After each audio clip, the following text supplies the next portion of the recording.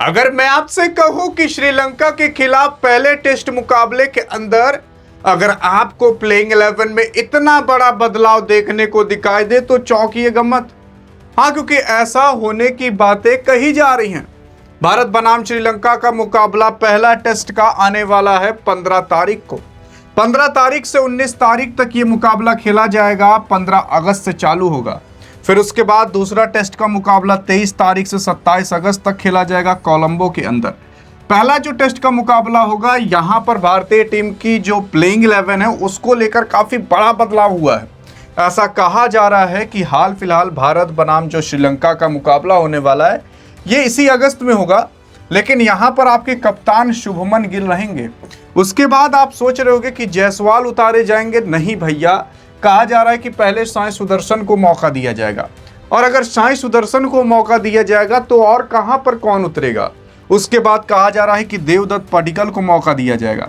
ऐसा कहा जा रहा है, ऐसी होने की संभावना है। ऐसा नहीं है कि गारंटी तौर पर यह हो ही सकता है।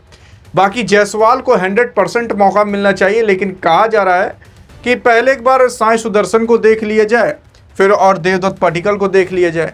नहीं तो बार बार यही होता है कि स्क्वाड के अंदर रख लिए खिलाए हैं नहीं।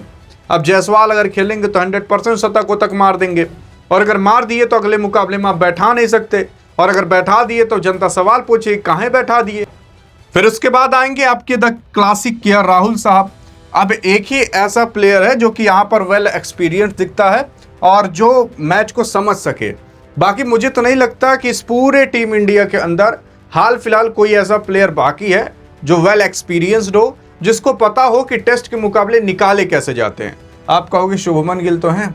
शुभमन गिल अच्छे बैट्समैन हैं, अभी उनको बहुत ज़्यादा टेस्ट का एक्सपीरियंस नहीं हुआ है।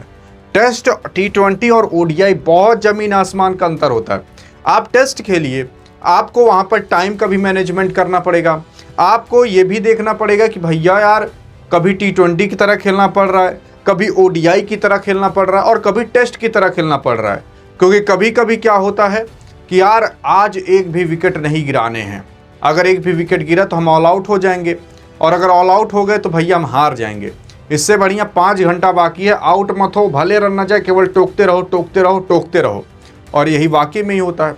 आप देखते नहीं हो कि काफ़ी सारे ऐसे प्लेयर होते हैं जो 200 गेंद खेलते हैं, खाली 14-15 रन मारते हैं। तो इस तरीके से भी कभी कभी खेलना पड़ सकता है। तो टेस्ट का मुकाबला ऐसा होता है कि कब कहाँ कैसे क्या करना है, ये जब कोई 100 मैचेस 50 मैचेस खेला रहता है उसी को ही पता रहता है कि टेस्ट कैसे खेला जाता है। साई सुदर्शन है, IPL प्लेयर है। देखो आप T20 में तो आपको T20 की तरह खेलना पड़ेगा, ODI में हो तो ODI की तरह खेलना पड़ेगा, टेस्ट में आपको तीनों की तरह खेलना पड़ता है। कभी आधे घंटे ही बचे हैं और आधे घंटे में आपको चाहिए 50 रन 60 रन, तब T20 की तरह खेलो। इस तरीके से भी होता है। तो टेस्ट यार वेल एक्सपीरियंस प्लेयर ही खेल पाते हैं, और जिनके अंदर ज़्यादा स्टेमिना हो। फिर उसके बाद आएंगे आपके ऋषभ पंत साहब।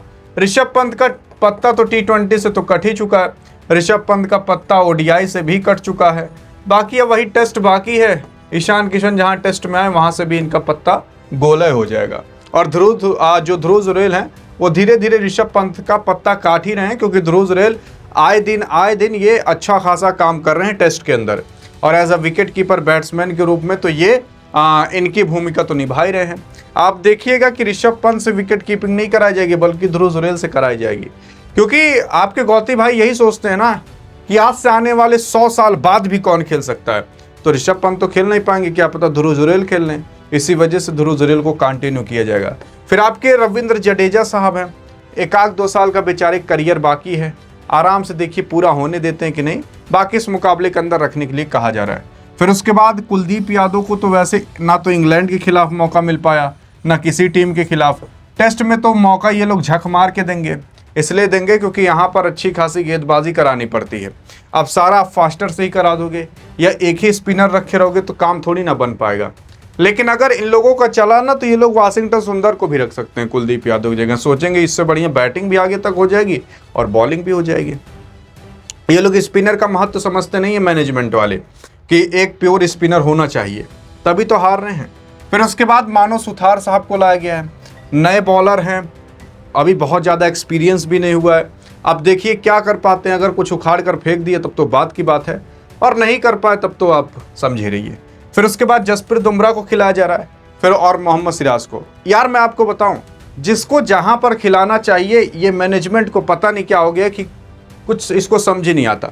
अब सोचो, श्रीलंका के खिलाफ ये लोग जसप्रीत बुमराह को झूठे खिला रहे हैं। अब आप कहोगे अरे पागल हो, बोलते नहीं जसप्रीत बुमराह को झूठे खिला रहे हैं, ये कौन सी बात होगी। देखो, श्रीलंका के खिलाफ जीतना बहुत बड़ी बात नहीं है, जीत भी गए तब भी ठीक है, बात वैसे तो हारी जाए क्या पता। लेकिन ये भी समझिए, जसप्रीत बुमराह बहुत जरूरी है। जसप्रीत बुमराह के आगे एशियन गेम आने वाले हैं, जसप्रीत बुमराह के आगे एशिया कप भी आने वाला है। एशिया कप एशियन गेम दोनों अलग अलग हैं। फिर ओडीआई वर्ल्ड कप आने वाला है, और ये ODI world cup, Asia cup और एशियन कप, एशियन गेम कोई T20 तो कोई 50 ओवर वाला होगा, टेस्ट में नहीं होगा।